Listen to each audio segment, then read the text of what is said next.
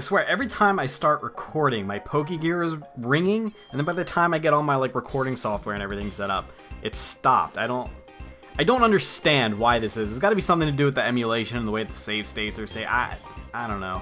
So let's see. Oh, the coins. Do we have anything? Okay, so obviously I can't get any of these Pokemon. It was Abra, Dratini, and something else. Let's see. Swords Dance would be kind of interesting. 4,000 coins. So a lot of you people were saying that you don't like Voltorb Flip, and you know I understand why. I understand that the attractiveness of slots was that you were able to just buy your coins. If you just like ran the Elite Four a million times, you would end up just getting enough money to freaking buy whatever, and you could end up just having you could just buy basically all your TMs, even though it was really expensive. But the reason I like Voltorb Flip is because I'm always cheap. And hey, Mr. Game, what an adventurous name.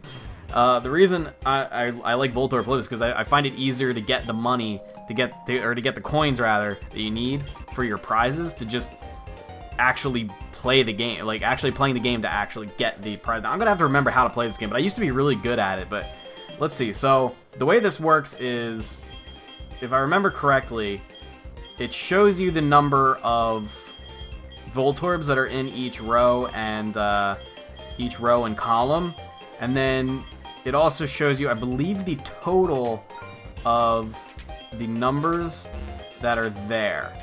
So we collected 1, and I don't remember how the numbers are calculated, but this column and this row said that, okay, I guess 1s are only counted once, but this column in this row basically said that there's only 1 Voltorb, or 0 Voltorbs rather, in each of this row and this column. So we can flip all those safely. Now we know that that's a 1, that's a 2, that's a 1, and we know that there's 1 Voltorb in here. God, I'm trying to remember what my strategy was for this, but you could basically, like, through logic, it's sort of like a cross between Minesweeper and Sudoku, and basically by logicking your way through things, you could tell, like, here in this column, I can tell that I'm going to have a pretty high chance of flipping a Voltorb because the numbers are going to add up only to 3, and there's also 2 Voltorbs. So 2 of these 4 are Voltorbs, and the numbers aren't very high, so that's no good. Let's see, this is a 6. You generally want to go with, like, the highest number and the lowest amount of Voltorbs, because that lessens your chance. So, like, let's just say I'm going to guess this one. Okay, so we're clean on that. And then we have, God, I really need to remember my strategy for this. It's going to bother me. And then I guess this is our next best chance. I mean, there's always a chance that we're going to fuck up, but we've got a 2, a 2, and a 1. So we know there's one more 1 in here somewhere. I think it ends when you flip over everything that isn't a 1 or a Voltorb. And if you flip over a Voltorb, you lose. So basically by like a combination of addition and then some lucky guessing. I'm trying to remember how I did it, but is there some, like, there's a total on each? God, I really can't remember what my strategy was. I remember there was something to do with, like, adding up the numbers. Okay, so, oh, I got it. Okay, so for example, I think the strategy is you don't need to flip over the 1s.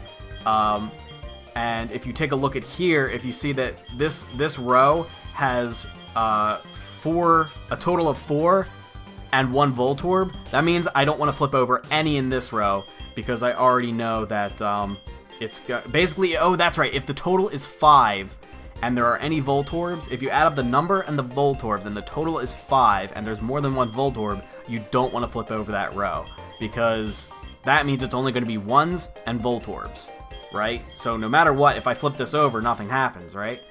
This one adds up to 6, so I have a 2 in here somewhere. This one adds up to 7, so I probably have another 2 in here somewhere. This one adds up, so these are actually going to be a 1 and a Voltorb, because that adds up to 6. You got 2, 2, and 1 is 5, so this is either going to be a 1 or a Voltorb. So I'm done with this row. I'm done with this row. I'm done with this row. This one we don't need to touch at all. This one we have something in here somewhere. I'm done with this column, right? So then we know that this row is going to be either this one or this one. Ooh, that's a tough one. I think we can't logic our way out of that one. This one's completely done.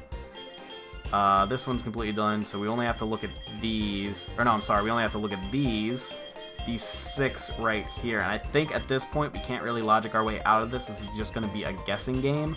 So, but we have at least minimized our risk, right? This is my strategy for Voltorb Flip. Yeah. Let's just, okay, I guess wrong.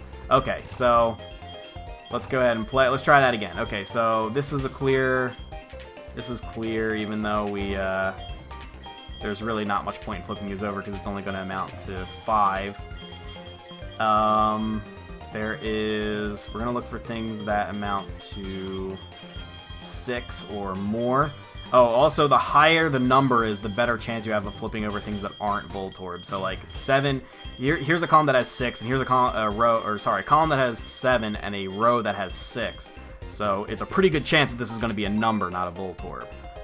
That's another little thing you can do here. And then there's nothing good in this column, or row rather. Nothing good in the top row. Nothing good in this column.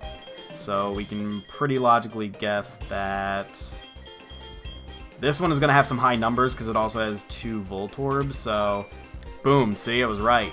So we got 6 altogether, so there's got to be one more 2 in here somewhere, and it's obviously got to be that one. Or no, I'm sorry. There only had to be a 1, right? Yeah, no, I'm sorry. I did my math wrong for a second there. But I guess that could have ended badly for me. That could have been the Voltorb. Although it was more likely to be up here, to be honest. Let's see. So this can't be it. These can either be... We need one more. We need a 2 in here somewhere, and that's going to be either this one or this one. We can't make that without guessing. This would probably be a safer bet if we just... Okay, that's a 1, so this has got to be a 2, right? Boom. The logic in here that goes into this is like what's really exciting. I sound like such a nerd saying that, but then that leads me to believe that this is probably the 2. Nope! I was wrong. Okay, I'm going to do one more round. I'm going to fast forward this one because we're already getting pretty deep into this episode, and I've done nothing but play Voltorb Flip, and I want to do other things this episode, but here we go.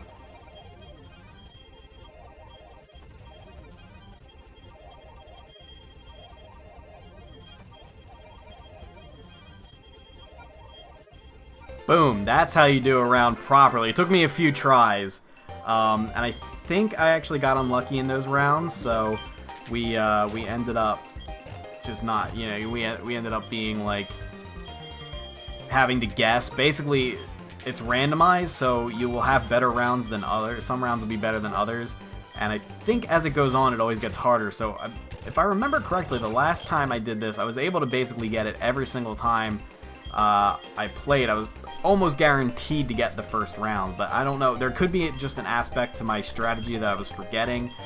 Basically, it's all about adding the rows up and minimizing your chances of getting a Voltorb Flip, since it's kind of got that like Sudoku kind of thing. You just, if it equals 5, then you can just kind of guess. So like, for example, here this column is going to total 7, and we have the 2 and the 1 already. So if you also count Voltorbs as 1 when you're totaling, so we have 2, 3, 4, 5, 6, and this totals 7, so there's got to be another 2 in here somewhere, and I guess the most likely is this one, but in this case I was just, you know, not lucky enough.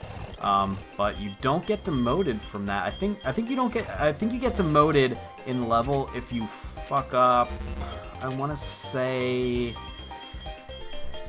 3 times. If you go 3 times without winning, you lose the level that you're on. You have to get sent back to the beginning. But here we can just minimize. So basically we've just narrowed it down to just this square, and then this is 3, 4, 5, 6, 7, and this totals 9. So we already identified 1 Voltorb in here, so we're gonna have the least amount of risk going here. But is there anywhere where we could logic our way out? No, we only got the 1. Basically, whenever you flip over a number other than 1, that's the only real logic you can go off of, because 1s are equivalent to Voltorbs in terms of total, really. Although, I don't know, sometimes you can identify which are definitely Voltorbs, but I can't remember how you would really do that. I don't remember when that ever really presents itself, but this is going to be our least. Yeah, okay, that was the least. So that totals 6, 7, 8, 9, so that's, these two we know are going to be either Voltorbs or number 1s. And then this is 3, 4, 5, 6, 7. We know that these are going to be either Voltorbs or 1s as well. Let's see, 5 and 2 are I guess this is our least risky, so that worked out. And we know this is good. 3, 4, 5, 6, 7. And then this is going to be our last one. Boom. See, and that's how you can sort of logic your way around this. And so that's why I like this better than, personally, I like Voltorb Flip better than slot reels, because it was much easier to minimize, or I should say it was easier to influence. Even though there still was that element of luck, it was still easier to make sure that you got what you wanted, not based on luck, but based on logic and skill at the game. Oh, hey. Excuse me. We have a policeman. That's exciting. Balls. I don't really know if Bebop can do anything against this guy if he has Ember, because Ember is... Let's see what he's got. I think he just used Growl. Let's just oh, he used Leer. Okay, well, Tackle's doing no damage because Bebop is a defensive guy. We'll go into Peter. Ember? Damn it. Nightshade. And Ember. Oh, it didn't kill him. Haha, you should have killed me when you had the chance. Oh, shit. He's got another Growlithe. Bebop, get them levels, please. Gotta get my mouse cursor out of the way. And then Pix is probably a better answer to the Ember, because I think Pix has a decent special defense. Pretty good, yeah, definitely. And the burn doesn't matter as much. It does suck, but it doesn't matter as much. Because... Oh. Well, the burn actually ended up helping him kill us. But we have priority with Shadow Sneak. I win. Hooray! Give me XP, please.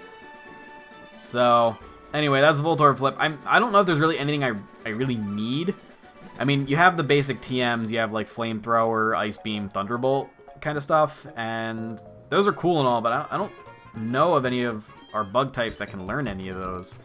I'm trying to think if there's one that I know that can learn Flamethrower. I think some of the fossils can learn Flamethrower, like Aerodactyl, so I'm wondering if Armaldo can. I doubt it, and Armaldo's more of a physical attacker anyway. We won't have him for, like, pretty much the entire game. I really don't think they can learn anything like that. Swords Dance I know Heracross can learn, and definitely the Scythers, but I think Scyther and Caesar learn that via level up. Well, at least Scyther does. It's Thursday. Do we do a bug catching? Well, actually, I guess my computer considers it Friday. Tell me when it is. Tuesday, Thursday, and Saturday. So blah, blah, blah. Okay. Does it take place during a certain time, or can you come in at night? I honestly don't know. Is this where the Pokeathlon is? Hello? Yes, it is the Pokeathlon Dome. Muhaha!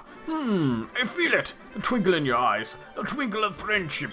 You're quite something. Your Pineco is quite a Pokemon. Yeah, I agree.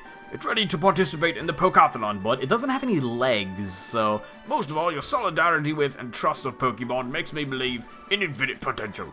Alright, follow me. Blather, blather, blather. I like how he developed a British accent as I continued reading his dialogue. What do you think? This is the Pokeathlon Dome. Oh, beautiful. Pokeathlon is a sport festival for trainers and Pokemon. Inside the dome are various challenges awaiting trainers and Pokemon to test their friendship. Why don't you try it? I will maybe do that. Yada yada. To see a Pokeathlete with such strong potential is such a pleasure. I am glad I held the Pokeathlon here in Johto. My name is Magnus. We shall meet again, bud. Don't call me bud. I'm not your bud, bud. Pseudo dog athlete. Pokeathlon. Wow, last menacing glare from its Poliwrath. Or whatever fucking Poly it is. Poliwhirl, Poliwrath, Poliwang. Who cares? And this is where the juice is. Oh, we gotta get juiced up. Give me the Apper Blender. Yeah, I can get my fucking Pokemon all juiced up before the competition. Worked out great for Lance Armstrong. Hell yeah. I wonder which of our Pokemon would be the most athletic. I know I definitely want to come here and try to earn some points for the Pokeathlon, because this is how we can get the Steel Coat pretty early in the game. We can also get it if we teach one of our Pokemon Thief and then sit there and farm wild Magnemites whenever we come across those. I'm not exactly sure when that is, but this is a more reliable way to get it, because the Magnemites only have a 5% chance of it, even holding it. And, you know, Thief is cool and all, but I feel like it would be too much of a pain in the ass. So basically, oh, we got a glitch. Let's end on another glitch. Nah, let's not do that. I'm actually going to end this video on me catching a Yanma, and this is going to take forever because I'm basically just going to grind it out in the route, but I will give you guys a little proof that I found it legitimately and caught it. or I will accidentally load from the wrong save slot. See you when I catch a Yanma. Oh, that actually didn't take that long. Let's go ahead. Sleep powder. Actually, I did not check at all to see if I have any Pokeballs. Okay, I do. Good me. Good job, me. Oh, Jesus. Oh, God. Let's see. I don't want to confuse. I don't want to do anything. I don't want to do any of these things to it. Let's. Oh my God! It's powerful and it's really fast. Let's just very, very carefully peck it down with tackle. Right? Like, don't even get him into crit status. Like, don't even get him into crit range. Just get him down there. Put him back to sleep. Go. Shh. Shh. Shh. Shh. Go sleepy boys. Go sleepy boys. Shh, baby. All right, now get inside the fucking ball. Get inside the fucking ball. Also, I'm upset that you're a female because I'm terrible at coming up with female names. Yay! Got the Yanma. That actually didn't take long at all, and luckily I didn't have any more of those horrible ROM glitches that sort of impede my progress, but what should we name our Yanma? Oh, this I didn't even think about this. I guess like a... It's like a dragonfly. There's got to be like a female dragonfly kind of thing. I mean, dragonflies are kind of common. What was... Does anybody remember that shit called Ferngully? It was a cartoon. I don't remember anything about it, but it was about like two fairies. I don't think there were actually any dragonflies in it, but I guess we could always name it after like a female dragon as well, because it's a dragonfly, but it's not dragon type. I thought it would have been kind of cool if it was Bug Dragon. That'd be cool because it's a dragonfly. That seems like a pretty obvious pun to make, but I guess I don't know. Let's see, Ferngully. See, the reason I bring up Ferngully is just because it had like pixies, like fairies, and they had wings like dragonflies rather than like butterfly wings like a lot of like fictional fairies have. Well, her name's Krista. The fairy girl's name is Krista, apparently, according to Ferngully. I do remember it being really. I do remember it having a really funny bat character. There was a bat who was fucking hilarious because he was blind and he kept running into things. I guess Krista's a good enough name, you know. Got the crystal wings. If anybody else has a better name, we do have the name rater right in town, so leave me some suggestions, and you know, if you feel like it, and if I like anything I say, I have absolutely no attachment to the name Krista, so you know, if I see something I like, you know, I'll take you up on that. Maybe you can have a Pokemon that you named in the run, you know, something that's appropriate for either a dragon or a dragonfly, female name, something good. Krista's a little too... I mean, there's nothing wrong with the name Krista. I just don't have any particular attachment to the character. It was just kind of the first thing that came to my mind because, I don't know, it just kind of reminded me... The wings specifically reminded me of this cartoon from when I was a kid. But I also made sure to run from everything because I didn't want to be wasting PP and I didn't want to get over-leveled, so... Oh, you want to... Oh, you know, I actually didn't fight him because I had to reload my ROM and actually skip past him. I took like sort of a roundabout route. There we go. So we'll get Pix a little bit of... Oh, I should have switched to... I should have switched to Bebop. He always gets the burn off. What a jack off. Alright, Bebop, you're up. Let's see if you like Leers or something. Tackle him. Damn it. Not even close, baby. Alright, fine. Shadow Sneak. Done. I should have just sent him out and then switched to Peter, but anyway. Alright, guys, so that'll be it. I will see you all next week for episode 18. Hope to see you guys there. Goodbye.